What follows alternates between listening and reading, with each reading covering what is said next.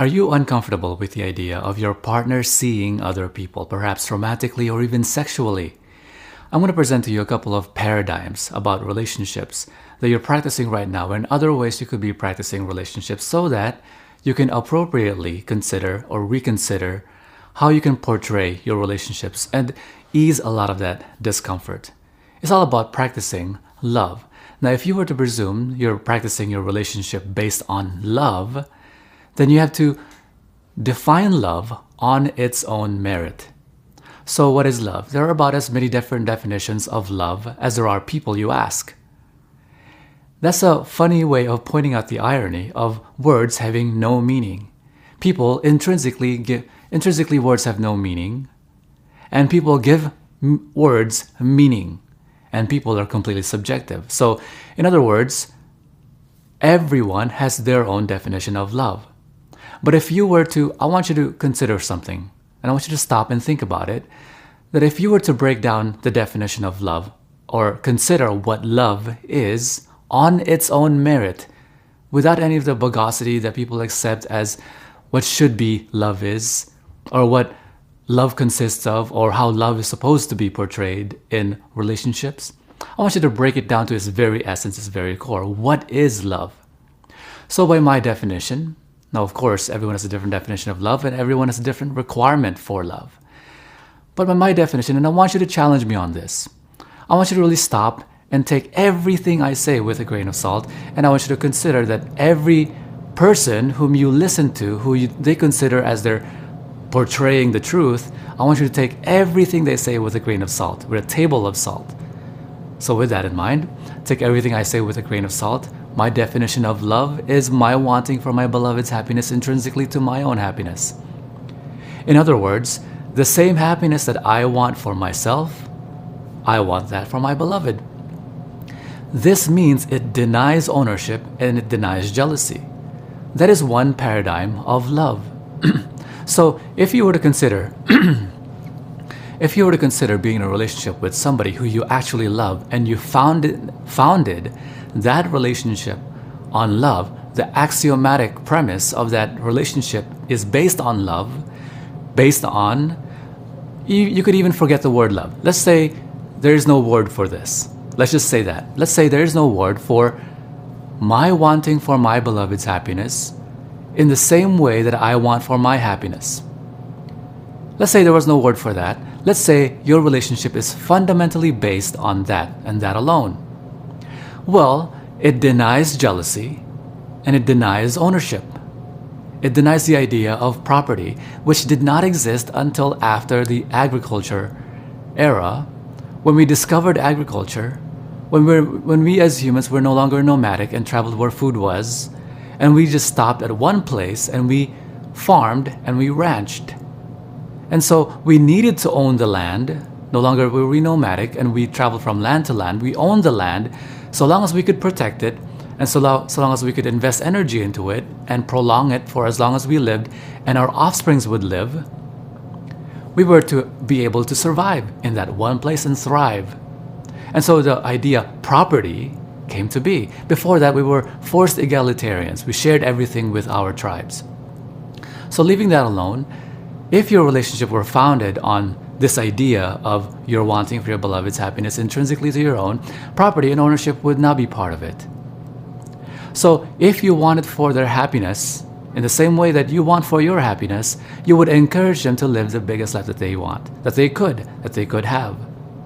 And so if they were to see and be with other people who they like, they admire, they adore, and they enjoy doing things with, and perhaps they're doing things with those people who perhaps you don't really enjoy doing with them, because you don't need, contrary to popular belief, you don't need to be connecting with your partner with everything about everything.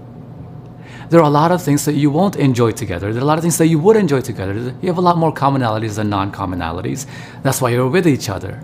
Or that's one of the reasons where you could be with each other. There's other reasons you could be in a relationship.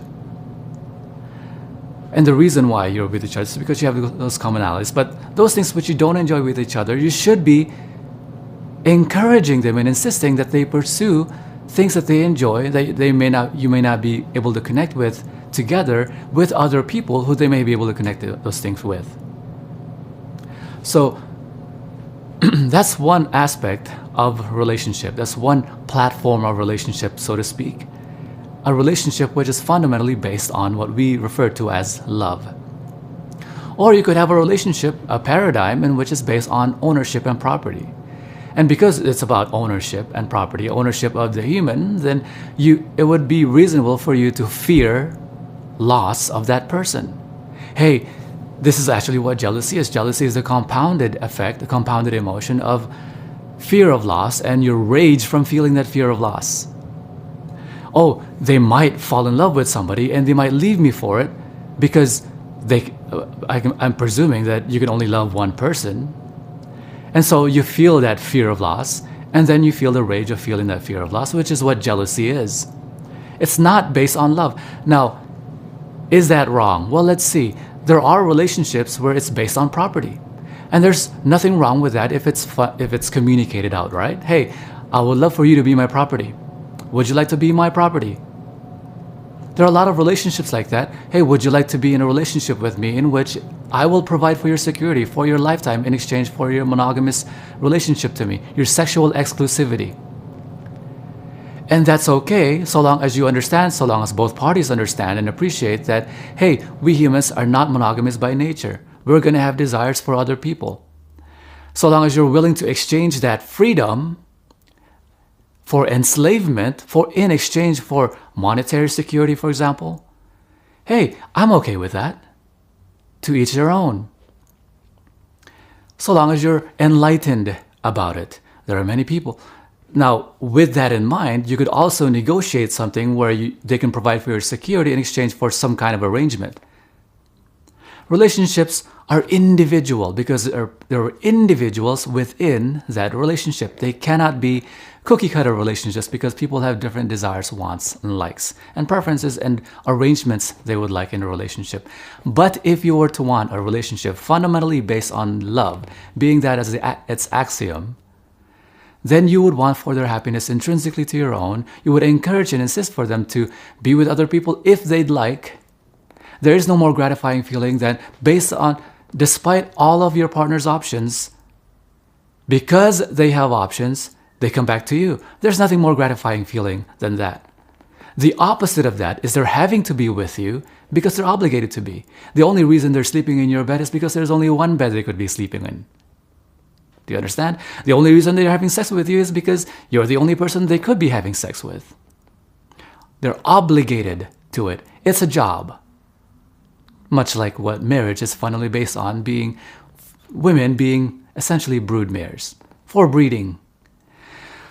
I'm gonna leave that alone for now. I'll talk to you in the next video. If you find you like that, click the thumbs up and the heart button. I hope that alleviates a lot of your discomfort about your partner seeing other people. I would encourage you to encourage your partner to see other people, because there's the only way you know that they have options, is the only way you can be gratified that they're being with you is any significant.